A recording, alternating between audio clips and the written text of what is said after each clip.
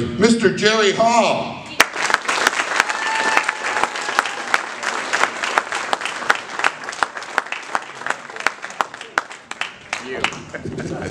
You're lucky you gave me that money. That's correct. When you get kind of good, they do give you your own black guy photographer. That's apparently what happens. I learned a little bit tonight, guys.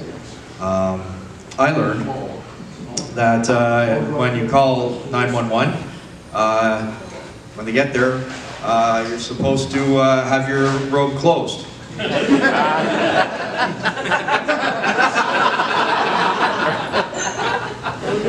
So, I apologize for last time.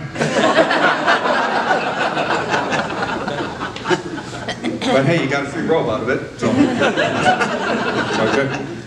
I also learned recently my family is racist. Yeah, I learned when I started dating a black girl, and I brought her home to meet the family. I was like, hey, here's black girl. And they were really rude. Heck, my wife and kids wouldn't even talk to her.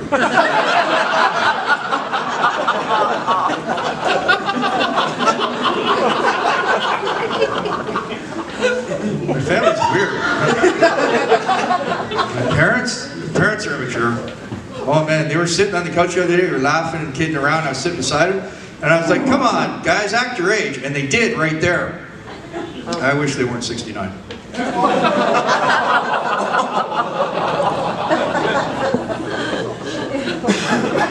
Age is a funny thing. A friend of mine just turned 40 and was having a midlife crisis. He started bragging that he was dating a girl half his age.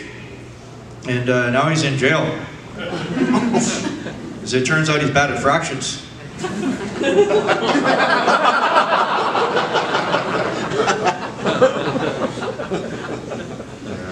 I don't like religion. I think organized religion is full of hypocrites.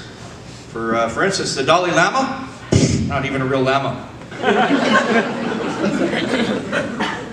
I was in a grocery store the other day, and I was sitting, and people were getting mad at me because I was in line for like 20 minutes. And I was like checking out my biceps and my pecs, and they were getting upset. And I'm like, hey, it's a self-checkout line.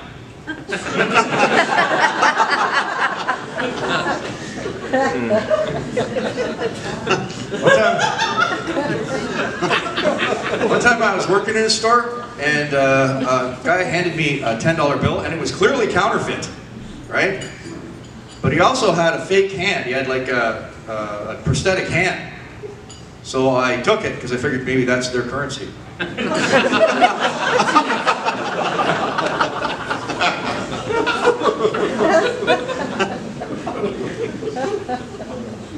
invented a new drinking game. And what you do is, whenever you have alcohol, you drink it. It's called Don't Be a Pussy. I was cutting an onion the other day, and I started to cry. But I know that's okay, because I know that there's a chemical in an onion that when you cut it, it makes you remember being molested as a child.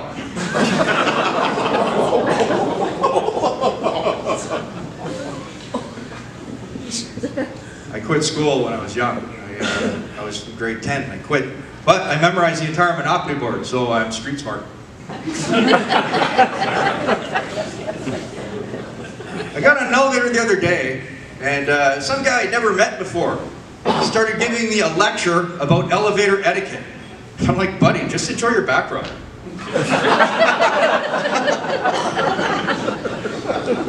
I had to go see Human Resources at work, because apparently, if you have someone that you work with in your office and they can't eat dairy, you have to refer to them as lactose intolerant and not Susan the cheese bigot. I also found out that if there's someone in your office and she's worked there for like 20 years and everyone loves her and her name is Ruth and she dies, you're not supposed to go around calling the office ruthless.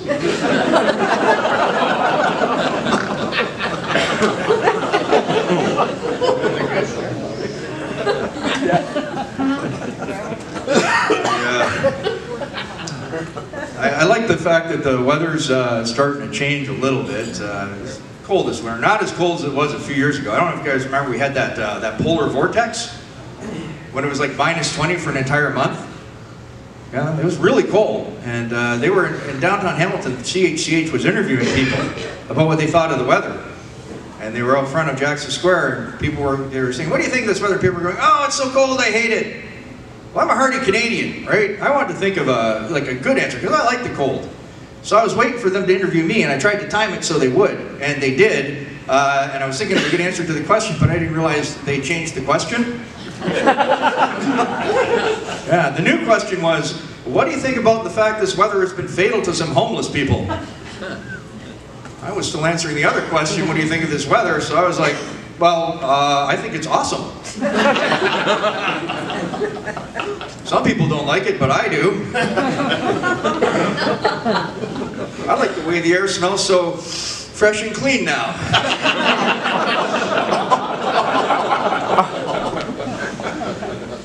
I want to thank you guys for coming out. You could have been anywhere else tonight. You could have been out watching the hockey game, right?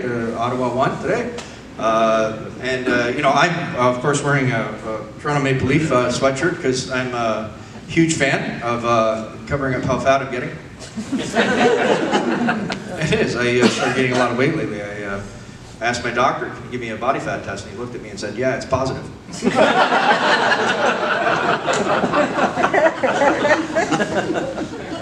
Quit hockey because I was getting too fat. Actually, I also quit hockey because I was too violent when I played. The last game I ever played in hockey, I got slapped from behind, so I turned around and smashed my stick over the guy's head.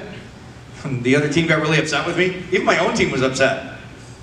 They're like, "That's too violent." I'm like, "Look, father-son game or no."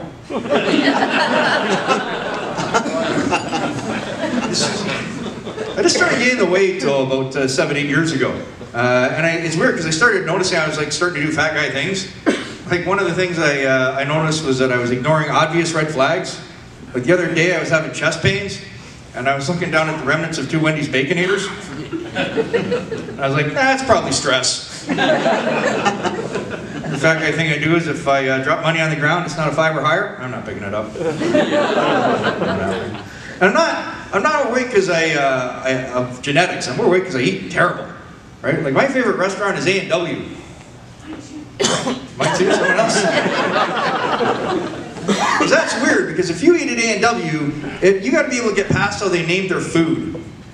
Right? You got to accept the fact that at some point A&W executives got together and said, "Okay, we got to name our food. What do people really want to eat?" And someone else stood up and said, "I don't know. Their family."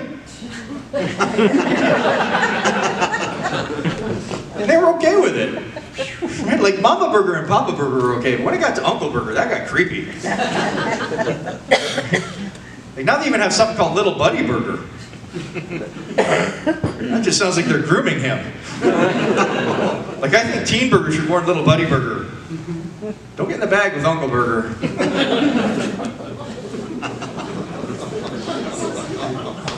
I think A&W should have a MILF Burger.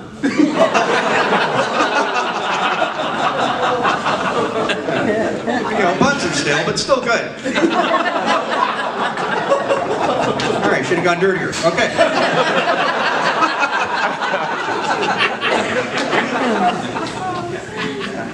A&W's missing out on some opportunities. They could have the Foster family burger. You know, like it looks the same. There's just no love there.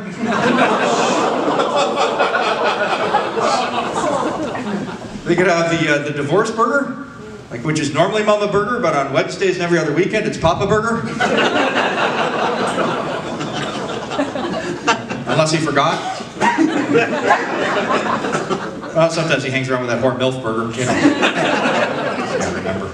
That's it. The one thing I like about A&W though is at least they're honest, right? They don't. A&W doesn't sell salads because they're a fast food restaurant. Or what I don't like McDonald's. That's weird that they sell salads. That's like going to a gym and they're like, okay, over here we have our elliptical machines, and over here we have our free weights, and back here we have our cake. Doesn't make any sense. Actually, A&W's a little too honest in one way. They're kind of in your face about something. They call their chicken chubby chicken. Right? That's just like, here's your drumstick, fat ass. Get that into you. It's weird. Another big thing, their big advertising campaign for A&W is that they don't have steroids or antibiotics in their beef. Right? But I don't want that. I don't want my beef coming from some like weak-ass cow with the flu. Like I want my beef coming from a healthy cow. I want my cow so healthy it's like standing on its hind legs in the field pumping iron or something like that. Never been sick a day in my life. Really good. Get on the truck. Why do we care about cows being on steroids? Are they hitting too many home runs? Is that the big deal? I don't know.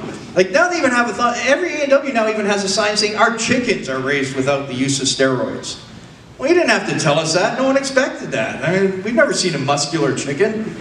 Right? I'm not saying I wouldn't want to. I think that'd be great if the farmer went into the hen house one day with his basket. There's like 3 huge chickens going, not today, bro. Fantastic.